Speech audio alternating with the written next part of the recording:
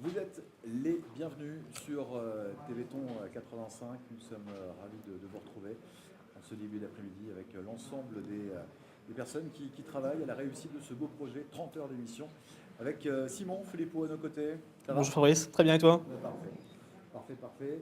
Nous allons recevoir dans cette deuxième partie de la journée nos invités avec Jessica, avec Dorothée et avec Mathis. Soyez les bienvenus. Merci. Bon, merci. On va commencer cette interview par vous présenter. On va commencer par Jessica. Bonjour, je m'appelle Jessica. Je fais partie de la délégation du Téléthon. Ça fait depuis quelques semaines, je suis nouvelle. Et j'apprends à aller sur le terrain et tout, et c'est totalement différent de la télévision parce que d'habitude je regardais la télévision, mais là... Là on participe. Voilà, exactement. On aimerait présenter la délégation en fait. Parlez bien près du micro, Jessica, s'il vous plaît.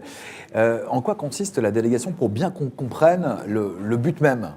C'est accueillir les familles malades, voilà, les accueillir, les écouter, les entourer et faire des projets avec eux, des sorties ou autres. Donc c'est vraiment dans l'accompagnement des familles et des malades. Oui. D'accord. Et là en Vendée, vous êtes combien à œuvrer dans la délégation?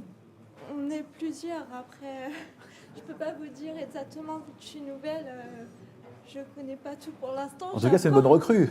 Oui, voilà, donc je ne peux pas vous dire exactement. Peut-être toi, Dorothée. On est nouvelles toutes les deux. Voilà, donc... Dorothée, on va faire le tour de nos invités, présentation. Donc Dorothée, soyez la bienvenue. Oui, merci. Bonjour. Pour continuer cet après-midi. C'est 24 heures d'émission, on le rappelle, avec l'ensemble des équipes sur le terrain et puis également nos invités plateau. On va revenir sur votre rôle au sein de la délégation, Dorothée. Oui, alors c'est sûr qu'on s'est partagé les rôles un peu au sein de la délégation de La Roche-sur-Yon. Et moi, j'ai choisi, par rapport à mes affinités, plutôt l'accompagnement des familles, en fait, et aussi un rôle plus de prévention et d'organisation, peut-être de manifestation, d'information pour les familles. Et comment ça se concrétise tout au long de l'année les informations, qu'est-ce que vous mettez en place pour... C'est vrai que là, pour moi, c'est pareil, c'est très nouveau. Mais ce qu'on souhaite faire, c'est en fonction des... On fait remonter, on essaye de voir ce qu'il y a comme besoin au niveau information et on voudrait mettre en place des micro-conférences ou des réunions, ça sera variable. Mais là, tout est en construction, c'est pas encore exactement vers quoi on va aller. On va être guidé parce qu'on démarre. On démarre, encore une fois. Il faut préciser que l'AFM fonctionne toute l'année. Le Téléthon, c'est un événement dans l'année, Exactement. l'événement le plus important. Et vous accompagnez toutes les familles tout au long de l'année. C'est un travail important, intense. Comment ça se passe? Comment est-ce que les familles peuvent vous contacter? Il y a peut-être un numéro spécifique, un local aussi, où vous pouvez les accueillir? Eh bien, moi, si vous voulez, je peux vous parler plutôt de mon expérience, parce que moi, ça s'est fait plutôt par hasard. En fait, moi, j'ai un petit garçon donc, qui est malade. Et on allait de diagnostic en diagnostic.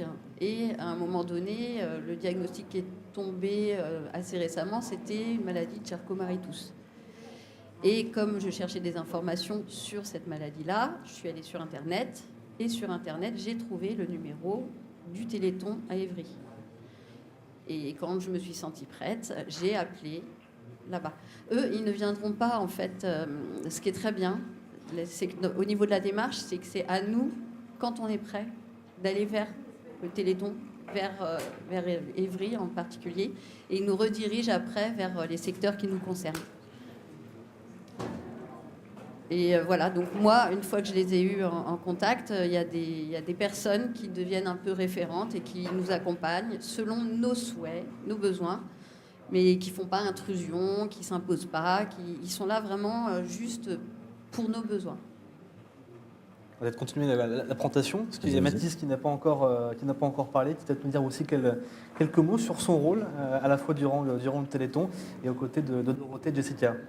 Donc moi, je suis le fils de Dorothée, et donc le grand frère de Achille qui est atteint d'une myopathie. Et donc je suis venu ici pour essayer de participer au Téléthon, qui est un événement assez important aussi pour moi, étant donné qu'il s'agit de financer des recherches qui pourront, je l'espère, aider à trouver des solutions pour les maladies comme celles qu'ont mon petit frère et les autres personnes concernées. Voilà. Donc tous les trois, c'est l'occasion de rentrer effectivement dans cette belle présentation de la délégation. C'est quelque chose qu'il faut aussi présenter, il faut communiquer sur la délégation. Vous êtes passé, Dorothée, du rôle de besoin de la délégation à vous investir dans la délégation. Le changement, ce moment où vous vous êtes dit, voilà, maintenant il faut que je m'implique. Le déclic, qu'est-ce qui vous a motivé Comme c'est à... récent, je peux en parler assez facilement. Mon petit garçon, en fait, on a découvert qu'il allait pas bien dès tout petit. Vers 6 mois déjà, les médecins étaient inquiets. Et quand on découvre que son petit garçon va pas bien, ça va d'examens en résultats, et puis après, il pose des diagnostics, des hypothèses diagnostiques. Et puis finalement, ça change, il faut faire d'autres examens et on est baladé à droite, à gauche, etc.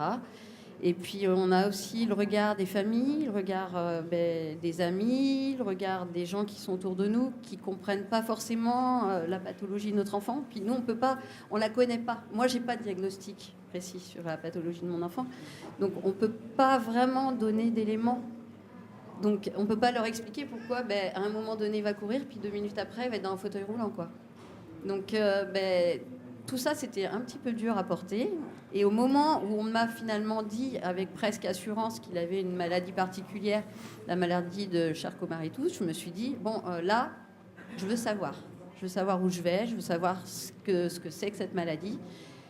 Et j'ai vu qu'il y avait le Téléthon. Et le Téléthon, pour moi, c'était une émission dans l'année, et c'était des fonds récoltés, et c'était faire avancer la science. Et quand j'ai téléphoné, en fait, je suis tombée sur quelqu'un qui était extrêmement compréhensif, qui comprenait ma problématique, qui comprenait que les gens autour de moi, justement, Avait du mal à comprendre? Oui, voilà. Ouais. On a un regard c'est très dur, le regard des autres. Hein, quand vous voyez un enfant on a l'impression que c'est un fainéant quelque part, ou qu'il est... alors que pas du tout. Il y a des moments où il va avoir un petit peu d'énergie, il y a des moments où il va être très fatigué. Et même au niveau de la famille, au niveau de tout, c'est très compliqué. Et là, moi là-dessus, c'était très lourd à porter. Et honnêtement, quand j'ai vu que cette dame a trouvé ça très naturel et qu'elle comprenait vraiment très bien les choses, déjà, ça m'a fait du bien. Ça m'a fait du bien, moi, pour moi. Après, j'ai pas voulu tout de suite réenchaîner les démarches auprès de l'AFM, parce que j'étais pas prête, il fallait que j'y aille par étapes. Et puis, il y a eu un examen qui a dû arriver pour mon fils. Et là, j'ai voulu de l'aide pour préparer cet examen qui était invasif. Donc, je leur ai demandé de venir à la maison. Ils sont venus. Et ils ont préparé, donc Achille et la famille, à cet examen. Et je me suis dit, quand même, c'est dingue, quoi. Enfin, c'est pas grand-chose, mais mine de rien, toutes ces petites choses, pour moi, c'est énorme. J'ai l'impression d'avancer. Et ils m'ont parlé un peu de l'association, et là je me suis dit, en fait, si tout le monde fait un petit peu quelque chose, si tout le monde se mobilise, on ne peut pas tout faire, parce mais on est nombreux. On ne peut pas tous faire beaucoup, on est très très nombreux. Et je me dis, si tout le monde fait un petit peu quelque chose, peut-être que au final, on va faire avancer les choses, et on va peut-être aider d'autres familles à se sentir mieux, parce que nous, on s'est senti mieux. Et puis aider surtout à mobiliser les gens pour faire avancer la recherche, quoi. Vous parliez du regard des autres, qui peut parfois être difficile.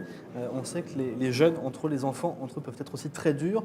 Je suppose qu'il a fallu aussi sensibiliser un peu les amis de votre fils, peut-être avec l'aide de Mathis, aussi pour leur expliquer voilà, ce qui se passait, pour qu'ils aient aussi un regard différent sur ça. À tout âge, le regard est différent. Et je dirais que jusqu'à maintenant, il a grandi dans une classe avec toujours les mêmes camarades. Et jusqu'à 6 ans, je peux vous assurer qu'ils sont vraiment compréhensifs et adorables. Et ils sont très respectueux et de Achille et de son handicap et ils le comprennent très très bien. Après, en grandissant, c'est différent. Le regard des amis, des grands frères, ça va parce que c'est les amis des grands frères et qui connaissent la famille, etc. Mais je dirais les adultes, c'est plus dur. Le regard des adultes, c'est le plus compliqué à appréhender. Ça veut dire qu'appeler l'association, tomber sur quelqu'un qui vous a clairement compris. Ah oui, complètement. Ça veut dire que demain, si vous êtes au téléphone et quelqu'un vous appelle et est concerné par la maladie d'un de ses enfants, vous allez totalement la comprendre, cette personne. Vous savez de quoi vous allez parler. C'est aussi peut-être ces personnes qui sont concernées par ces maladies qui ont pu répondre à votre appel. Mais en même temps, il faut être prudent. Parce que chaque cas est différent. Et quand on apprend, là j'ai une formation très récemment d'équipier, entre guillemets, pour pouvoir accompagner justement les familles. Il ne faut pas non plus prendre les choses trop à cœur, et il faut garder un certain recul. Un recul, oui. Mais il faut être à l'écoute. Il faut être de bons conseils. Il ne faut pas faire n'importe quoi, il ne faut pas dire n'importe quoi. Mais je sais que moi, par rapport à ce que j'ai vécu, il y a des choses que je comprendrai, oui. Mais peut-être pas tout. Donc il faudra que je sache orienter, en fait, les gens, peut-être aussi en fonction de leurs problématiques, vers des professionnels ou des gens qui sont vraiment concernés par leurs soucis sur le moment, quoi. On va parler à Mathis, parce que Mathis, à nos côtés, ça veut dire que tu t'es impliqué dans cette édition du Téléthon, toi? À vrai dire, pas vraiment, à part le fait de venir aujourd'hui ici avec vous. C'est déjà beaucoup. C'est vrai. C'est un premier pas. Oui.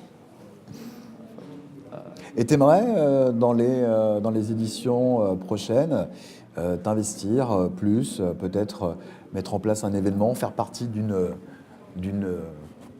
belle animation?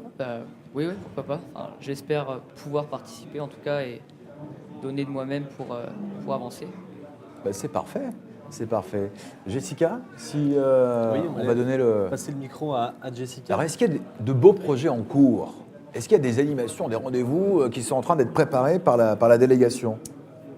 Oui, il y a au mois de mars, il y a un concert qui sera par rapport au Téléthon.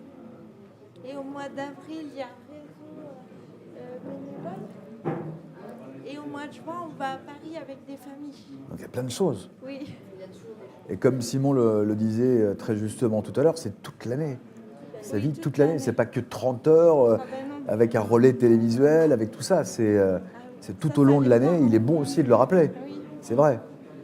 Donc il y a beaucoup d'événements. Si on veut assister à ces rendez-vous, il y a peut-être un site internet où on peut retrouver toutes les dates des animations, des rendez-vous. C'est aussi le moment de communiquer sur les adresses internet. Après, je pense qu'il faut aller sur le Téléthon, puis voir par rapport aux événements. Regardez directement la Oui, presse voilà, locale, tout ça. exactement. De toute façon, c'est très très souvent relayé par la presse locale. Alors, il y a bien sûr le site général www.afm-téléthon.fr sur lequel on retrouve d'ailleurs le numéro d'aide nationale dont on a parlé juste avant. Et puis il y a aussi un site pour faire des dons toute l'année, c'est don.téléthon.fr. On ne l'oublie pas également parce qu'il fonctionne toute l'année. Toute aussi. l'année. Vous pouvez donner toute l'année au Téléthon et à l'AFM. Eh bien merci. Merci à tous les trois.